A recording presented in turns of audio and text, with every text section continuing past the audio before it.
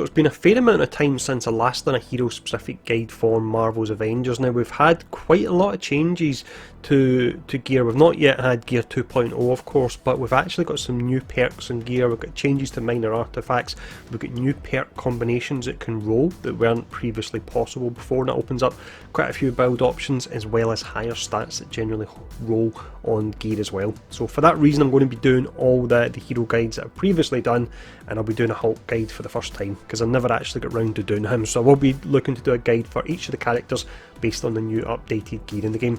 The first character I'll be doing is one that really surprised me how much I enjoyed him, but it's down to the new gear setup we can actually run on him. It is of course Captain America. Now in this guide what we'll do to break it all down so you can emulate this build yourself is we'll start off with a quick overview and I'll give you an idea of how the build plays so you can know from that point if it's something you're interested in. We'll then check out the general stat priority for the build. We'll talk about the gear that I'm running on and the important gear perks. We'll check out the abilities. We have the new section now, we've got the champion system, so we'll have a champion leveling guide. I'll talk about the priority, which ones you want to actually aim for, and then we'll finish up with some gameplay. Now if the video is helpful at all, do take the time to hit the like, share and subscribe button. Now with that all out the way, let's jump in. Let's start off with the overview first.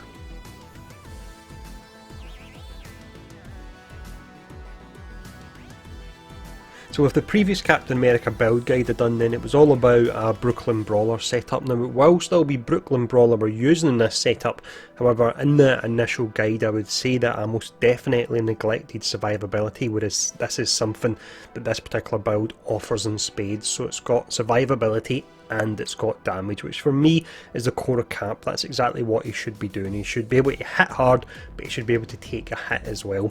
Now we'll actually have two variations of this particular build as well, one that's more passive and one that's more active in regards to how you actually gain your survivability, and that's something we'll talk about when we do get to the gear perks section. But that's a quick overview of the build, so if you like the sound of that, let's now jump in and we'll talk about the stat priority for this setup.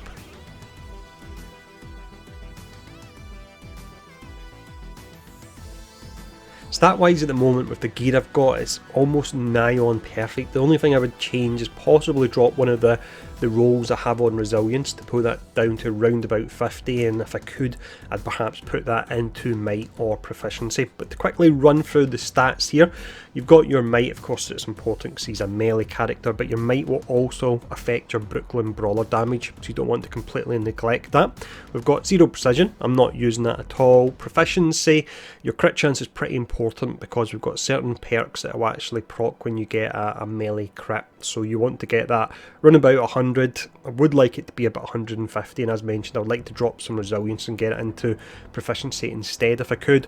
Valor, exceptionally important. It's a Brooklyn Brawler build, you're looking for as much uptime as you can actually get with this particular setup, and the way Brooklyn Brawler works is it's a combination of your might and your valor as well. It's not just your valor, so you don't want to neglect one or the other, but you do go a bit heavier on the valor side of things.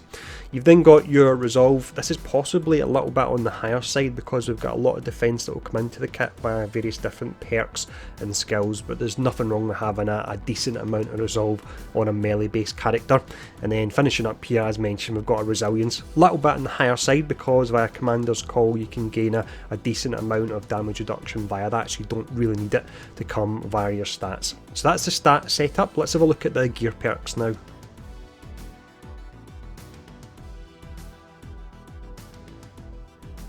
When it comes to the gear here then, I'll really focus on the perks that you're looking for. Once you've got the particular perk you're looking for, then have a glance up at the top and see if the stats match it, and if they match then get upgrading it. But the first item we have here in the first perk you're looking for, the real important one, is your faultless invulnerability. So with this is a chance melee crit hits grant an invulnerability buff. That's 7 seconds you get that for. You can't be staggered, you don't take any damage.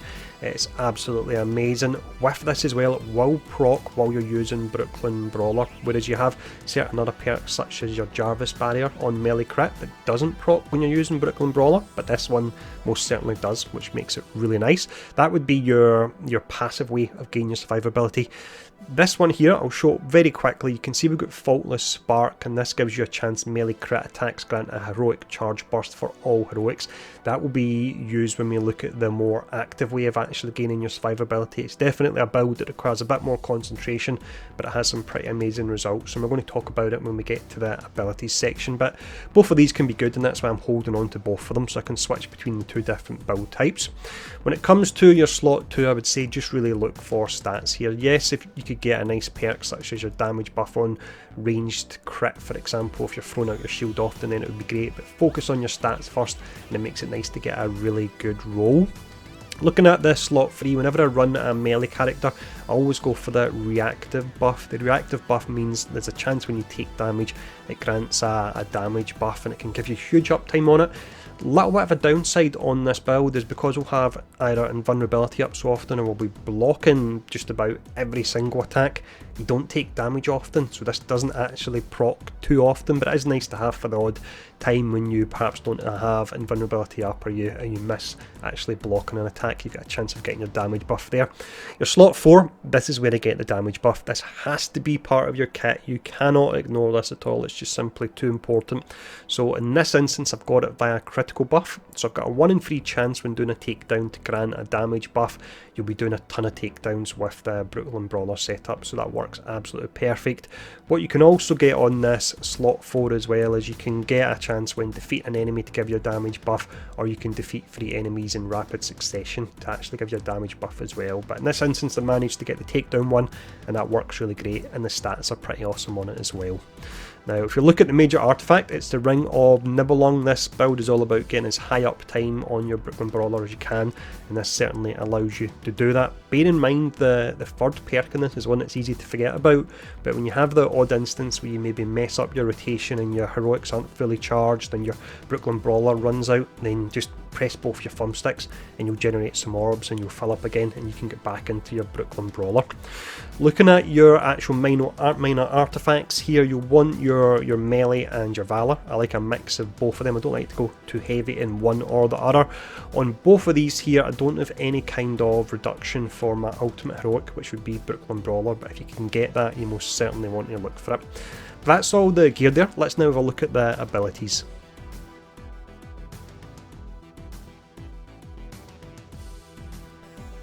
Now, before we do look at the speciality tree, I'm going to show off this ability very quickly because it's exceptionally important. It's Commander's Call. When you activate this by holding down your block button and pressing your heavy attack, you get an 18-second buff. Now, that buff will reduce all damage taken by 15%, so that takes our damage reduction with this setup up to 45%.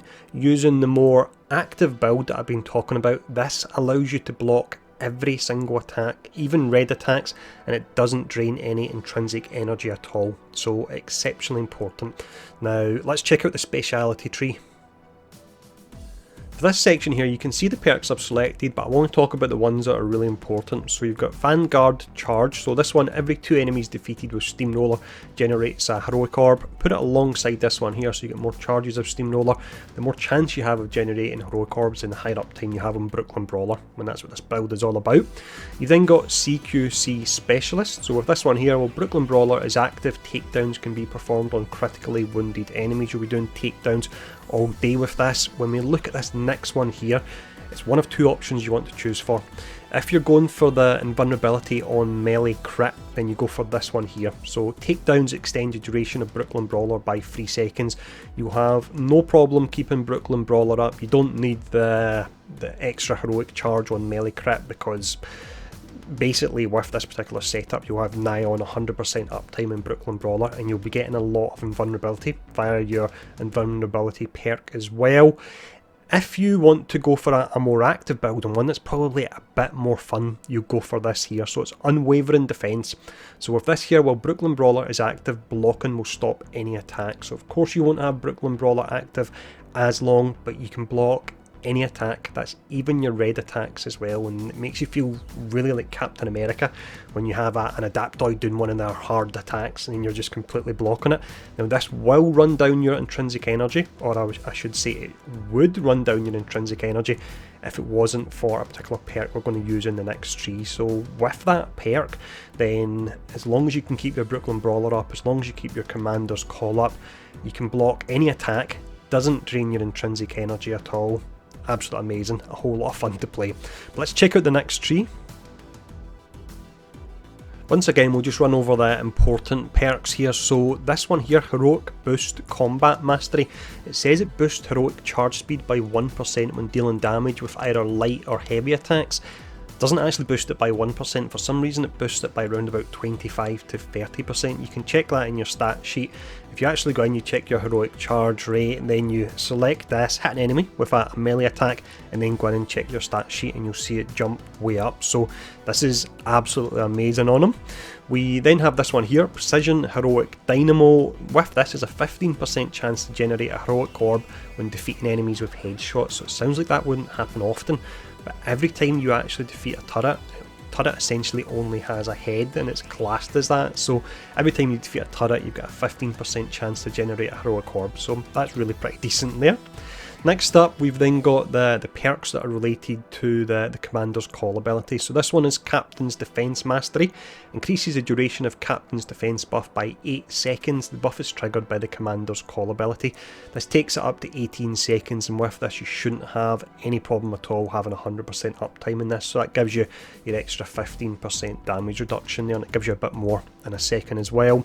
You've then got Defense Attack Efficiency 2. This further reduces the cost of intrinsic attacks by 15%.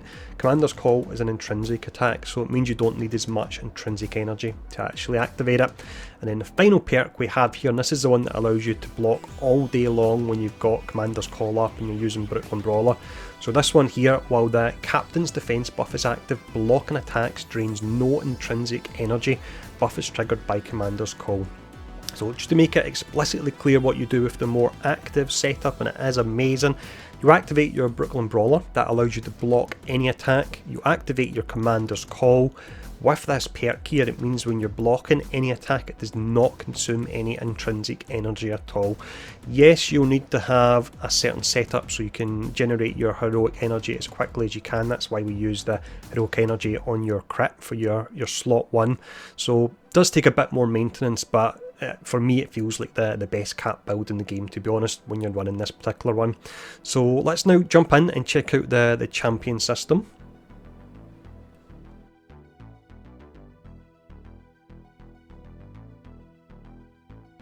When it comes to the champion system, then sadly quite a lot of the nodes are massively undertuned. That would mainly be your combat boosts. That's why I wouldn't recommend putting any points into them at all.